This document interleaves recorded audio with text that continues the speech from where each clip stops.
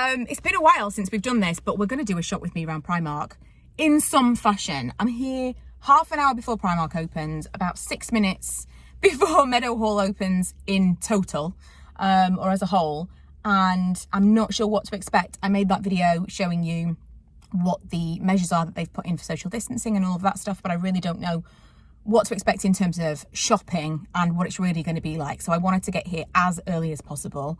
I'm pretty sure Primark's the only one that I'm going to try for, and then I'm going to be in and out as soon as I can be, but we shall see. Also, I'm going to be wearing a mask when I go in there, so I may have to voice over a good amount of these clips. I'm not sure what it's going to sound like with the mask. So yeah, let's go.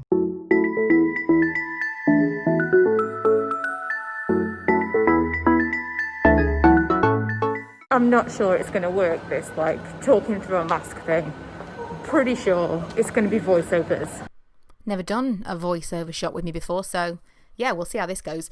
There was a queue to actually get in, but that was because the shop wasn't open yet. After 10 o'clock, when all the shops are open, it will be a traffic light system. Oh, I loved this. This skirt was really, really nice, but it had buttons down the middle of it. Otherwise, I'd been all over it. Also, this dress, really into like a tea dress. Shouldn't really be because it's kind of wider on the top for me, which is not for me. I also hoped that we would be able to see the front of that. Again, more tea dresses.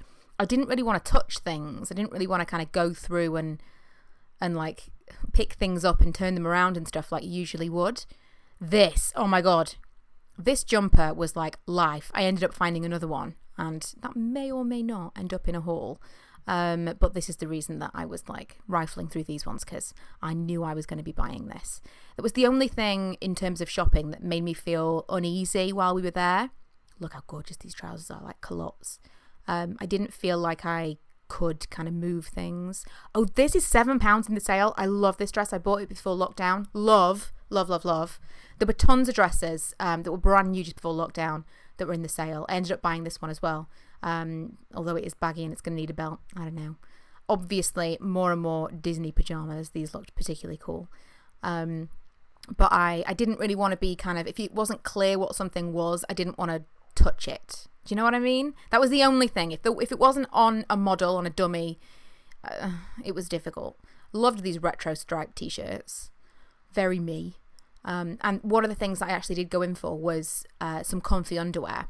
I've seen tons and tons of this kind of soft triangle bra stuff on Primark's Instagram feed over lockdown. And so I was specifically looking for a certain style, like a sheer one with dots on, but I couldn't find that anywhere. I also wanted some kind of comfy, like nightgown things. And, oh, look at these bras. Gorgeous.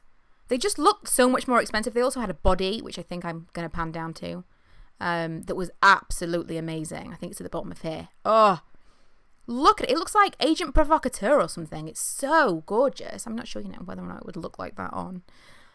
This section, oh my God. Like I was going absolutely crazy when we got to this section. This is usually like where the homeware is, where they've got like all the bathroom stuff. Now it's like a whole wellness area. It's obviously something to do with, like the whole being at home. They've marketed it really, really well. Whether or not this was planned before lockdown, I'd be interested to know.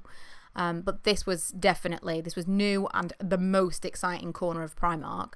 Weirdly, I just bought some seersucker bedding, and there was a striped one, a pink one, a grey one, and a white one, and I ended up picking the pink. But the striped one from Tesco was really similar to the one from Primark. So obviously like a new, seersucker is not new, but it's obviously like become a new trend again. But this whole thing of like spa at home, if they've pulled this together during lockdown, it's amazing. And if they haven't, then incredibly well timed for this kind of collection, because I think this is going to be super, super popular. I also spotted a bath caddy, like a bath this. I've always wanted one and I finally got it. I haven't tried it on my bath yet, but we'll see.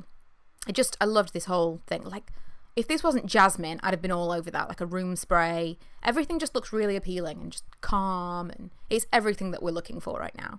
I was kind of disappointed with the pajama stuff. Like, I really wanted some nighties and some just like easy to wear. It's been clammy and humid and just uncomfortable.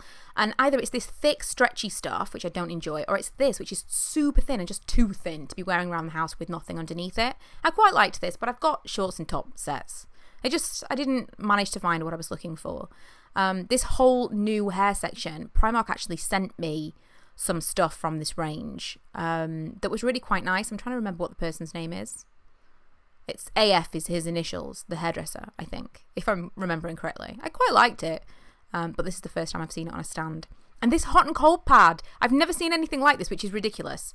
But you could use this like on your face. I'm actually going to put it in the freezer and use it on my calf because I'm still suffering from a ridiculous injury from no exercise whatsoever. But I've never, it's like a really basic thing. I don't know why I've never seen one of those before.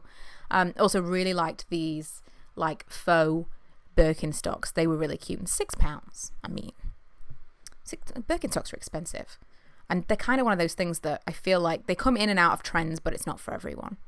Ella pointed out that in the accessories section, a lot of the stuff has been swapped from plastic to this cardboard, which I didn't even see as we were walking around. I didn't even spot it.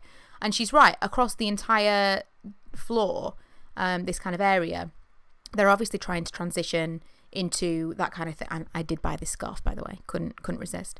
Transition out of the plastic stuff.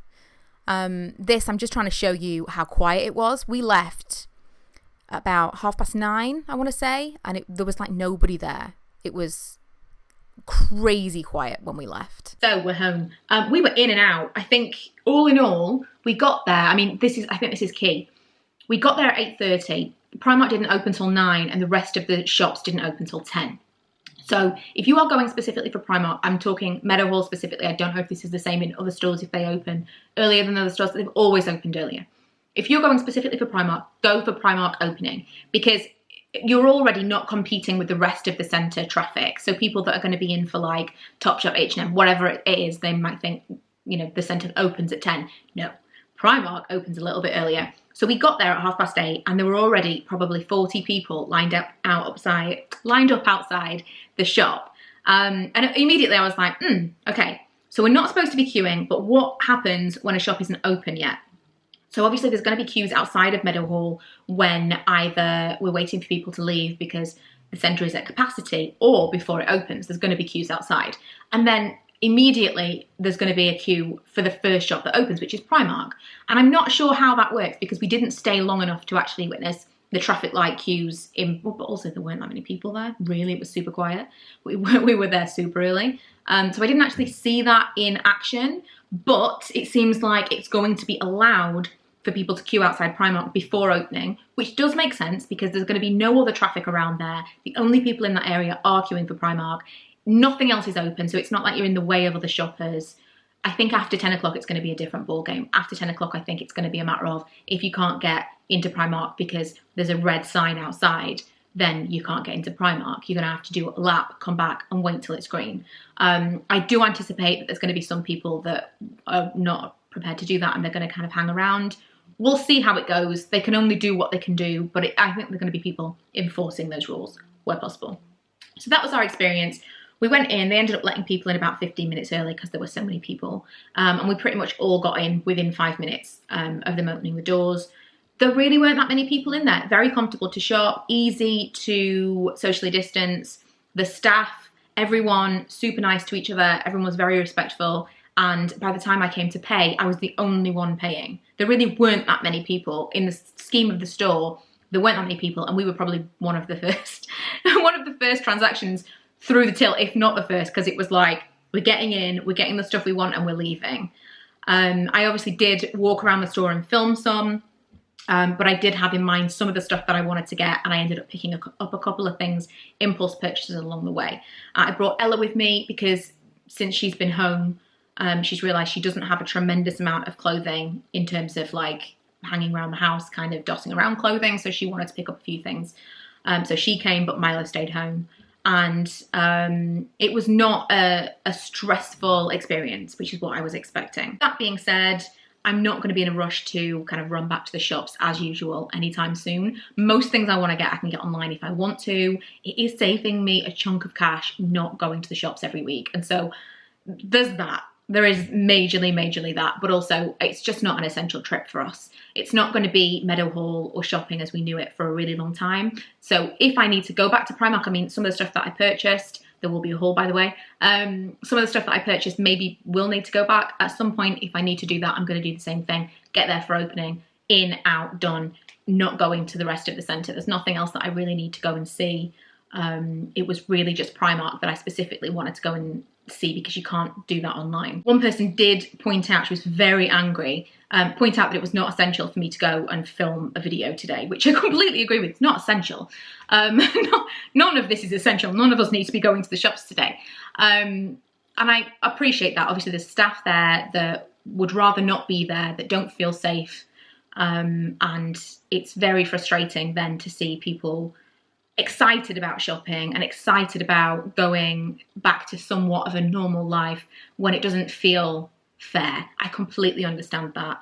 I personally feel like I did it in the safest way that I possibly could. I went as early as possible, so there were as least people as possible around me. I wore my mask. I did what I could, but ultimately YouTube also is my job, and this is content that you guys are going to want to see. And I don't feel like I put anybody in danger by being there. So I completely understand if you also feel the same way, and none of us need to be there. I am not encouraging anybody to go shopping who doesn't need to go shopping. I am just sharing. This is what it was. This is what I saw. And this was my little nugget of normal for this week. And as I said, I did film a video of what I got, so that's going to come up later. But otherwise, that's it. That's it. That's a really strange morning. It was so, Ella said it was so weird because we were back on the motorway and like back to Doncaster getting a Costa before 10 o'clock, and she's like, I shouldn't even be awake right now. Teenagers. Because I was like, we're leaving here at 8 o'clock. We have to be there early to get it done. I'll be interested to see if anything comes out about it being really busy this afternoon, because when we left there was nobody there. It was like ghost town, super, super quiet. So it's going to be interesting to see whether or not it got really, really manically busy. But I feel quite confident that if I did need to go back and return something, or I needed to pop in and get something, I could do the same again any day of the week, and it probably is not going to be really crazy as long as you get there early, which is usually the case. So yeah, hopefully this was useful. Hopefully this was interesting, or you just had kind of like a weird curiosity about, we're all curious about what this is going to be. I know I couldn't film all that much, but it was difficult between trying to be respectful of other people and not being able to actually talk and film as usual with my mask. You know, it was not a usual kind of shot with me, but hopefully this was kind of like a little bit of a sliver of normality for you guys. And hopefully within the coming months, we're going to get back to even more so. So yeah, I hope you enjoyed it, and I will see you guys next time.